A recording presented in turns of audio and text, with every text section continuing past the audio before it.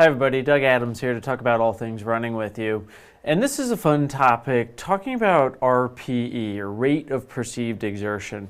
We're going to talk about how a seemingly low-tech item is actually pretty sophisticated and how we can use it to get a lot more information and how it might be even better than some of our high-tech gadgets and tools that we all love, especially me. So let's go into what we're talking about with RPE and explain it a little bit more so that you know what's going on. So why do we have things like RPE first, and we'll take a step back, is we really need to quantify our activity. Whether you're a runner or not, weightlifter, any athlete there, we really need to quantify. And the nice thing about running is there's a nice objective portion to it. You know you ran a certain distance, you know you ran a certain pace for a certain time. Other sports might be more subjective when you're practicing about the amount of work that you're getting done. So we can be pretty number oriented, which is fun. But no two sessions are really identical, and it really becomes challenging of how we capture all the factors that go into comparing one run versus another and trying to create a plan of runs that we string together in order to make a certain amount of fitness gains. So we had to take into account things like temperature, wind, terrain, fatigue, muscle soreness, heart rate, the list goes on. And we have to really quantify these things if we can to understand, not just looking at somebody's GPS file on Strava and say, oh, nice 4-mile run you did this morning at this pace. That might be easy one day or hard another, and we need to be able to quantify that. Basically, what we need to do is start talking about two ways of quantifying it. There's internal loads and external loads. Our goal of any exercise is really to elicit a favorable adaptation, and it's balancing the load on our body with our ability to recover that makes exercise beneficial. So back, 15, 20 years ago, they started using terminology of internal and external loads. Internal loads is our response to what the body is doing. So these are things like heart rate, body temperature, etc., that we measure for our physiology. They're extremely challenging to really capture all of these. We would need lots of sensors to look at everything going on internally as a response to the work being done.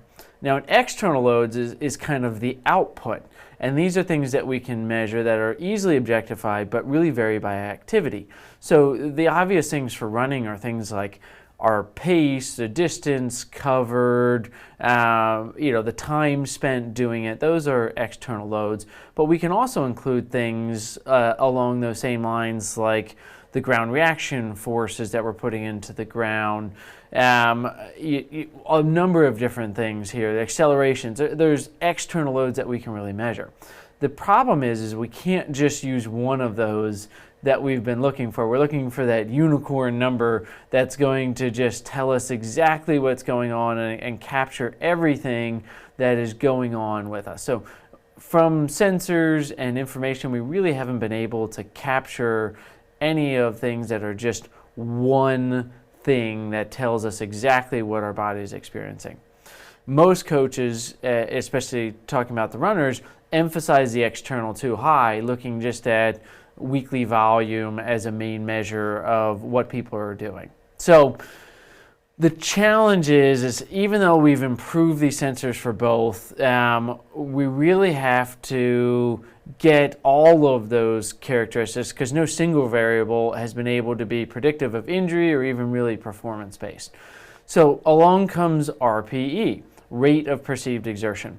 And there's lots of nice color-coded charts here that match up with things, but at a basic level, the way that I think about RPE is it's how hard of an effort you're doing. From 1, very light, basically sitting around on the couch, to 10, full out effort, max performance.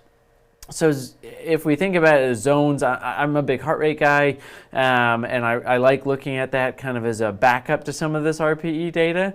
But what we see is that if you look at zones 1 and 2, it's going to be about a 1 to 4 on the RPE scale.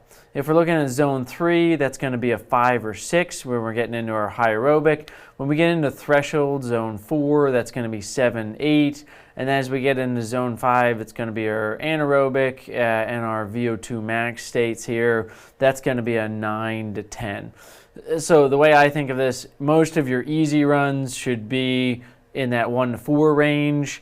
If you push it, you're a little fatigued, maybe it was a harder run than normal, you're kind of slipping into zone 3, that's going to be in the 5, 6. When you're doing tempo work, you're going to be in the 7, 8 range. When you're doing track workout, you're probably in 9. Race performance, you're going to go between that 9 and 10 depending on the distance and type of event you're doing. So it's a very helpful scale, and it's pretty easy to use. It requires no equipment, which is really nice. So there's a lot of benefits of this. And we've seen even in the literature that it has evidence to back it up. It's not something we're just throwing out there. It's specific to runners. This was an interesting one where they did RPE alongside of blood lactate concentration while doing a submaximal incremental treadmill test. And what they found is that on average, RPE of 4.3 was about the time that we had that first turn or the upper limits of zone 2. Now, around 6.5, we're seeing that that's going to be around that zone 4, the lower boundary or threshold. So that kind of matches up. If we go back and look at this, that's what we said here. That's how we kind of think of it. So thinking about those numbers, and that might vary by person, but around those numbers are going to be able to facilitate you being in the zone.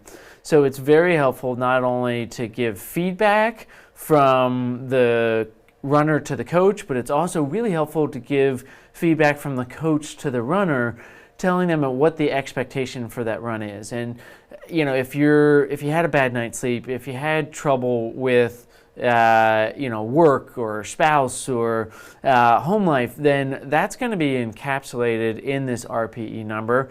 And it promotes that self-assessment so that people are really going for the intention of the workout and to achieve, each run should have a goal for it, and you want to stay within it. And it's not just about hitting numbers, it's about achieving the physiological goal. So if you're working too hard on your easy runs, forget about pace. We have to look at those internal and external loads combined, and we think that the RPE really is a good way to combine some of that.